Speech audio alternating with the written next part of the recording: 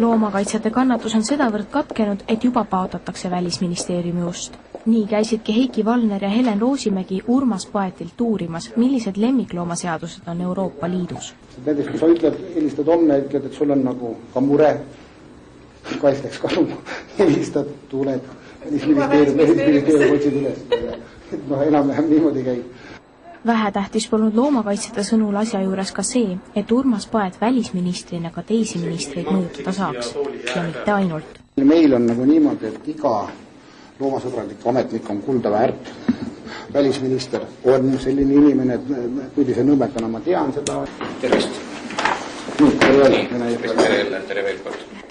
Ja nii võiski kohtumine alata. Rõõm teid näha siin. Olete te võtnud süsteemselt ette siis kõik juhatuse liikmed? Enam-vähem. Nii mitmes mina olen? Esimene. Välisministeerium on õige koht, kelle poole võib-olla pöörduda loomakaitse probleemidega? No, kõik sõltub konkreetsest probleemist, et eks ikkagi ka Eesti riigis ju need ametkonnad ja inimesed on olemas, kes nüüd otseste loomakaitse probleemidega peavad tegelema ja kindlasti ka nende poole murede korral tuleb pöörduda. Meie asi täna on siin tagada, et ka rahvusvahelises plaanis Eesti oleks arenenud ja normaalse ühiskonnaga riik. Võib öelda küll, et enne Välisministeeriumi poole pöördumist olid loomakaitsjad käinud juba pea kõikjal.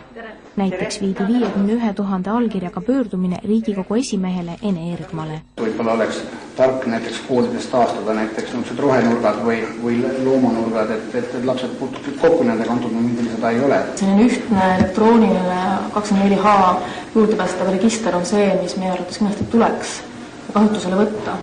Sama juttu räägiti ka Põllumajandusministeeriumis, kus aga kohati ägedat vastuseisu. Riik ei ole tegelikult nii väga massiliselt huvitatud nende lemmiklooma teemade ülevõtmisega riigi tasandil. Lemmiklooma probleem on esiteks ikkagi iga eraomaniku enda asi.